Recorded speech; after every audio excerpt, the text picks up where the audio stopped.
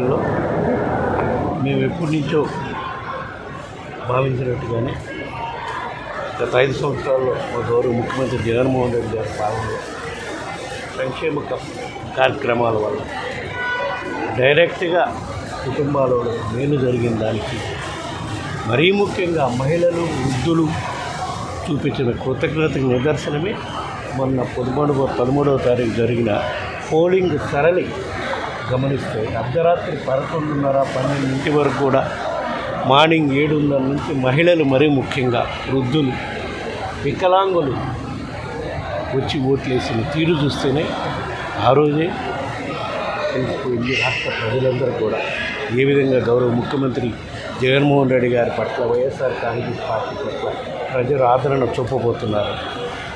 దానికి నిదర్శనం రేపు తప్పకుండా 4వ తారీఖు జరగబోయే ఓట్ల లెక్కింపులో వైఎస్ఆర్ కాంగ్రెస్ పార్టీ అభ్యర్థులు వన్ సైడ్ అత్యధిక శాతం 175 మందికి అత్యధిక శాతం 150 పైనే వస్తాయని మా గౌరవ ముఖ్యమంత్రి గారు చెప్తున్నారు. తప్పకుండా అది అక్షరాల నిజమవుతుంది. ప్రజల ఆశీస్సులు తర్వాత కార్యక్రమం పెద్దలు చెప్పినట్టు తప్పకుండా వైఎస్ఆర్ కాంగ్రెస్ పార్టీ అధికారంలోకి వస్తుంది. మా గౌరవ ముఖ్యమంత్రి జగన్మోహన్ రెడ్డి గారు ఇచ్చిన మాట ప్రకారం విశాఖలోని 9వ తారీఖు మార్నింగ్ 9:30 ప్రమాణ స్వీకార కార్యక్రమం కూడా విశాఖలో జరుగుతుంది. దానికి పెద్ద ఏర్పాట్లు చేసే కార్యక్రమాలు కూడా మా పార్టీ నాయకులతో చర్చించే కార్యక్రమం కూడా జరుగుతుంది.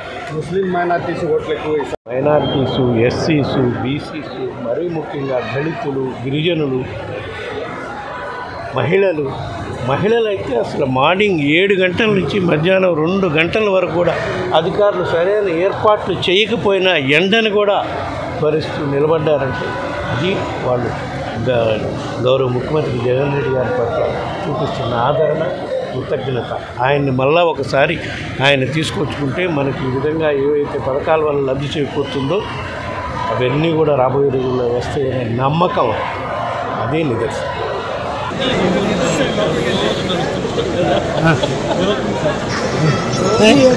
సరిగ్గా చూసుకో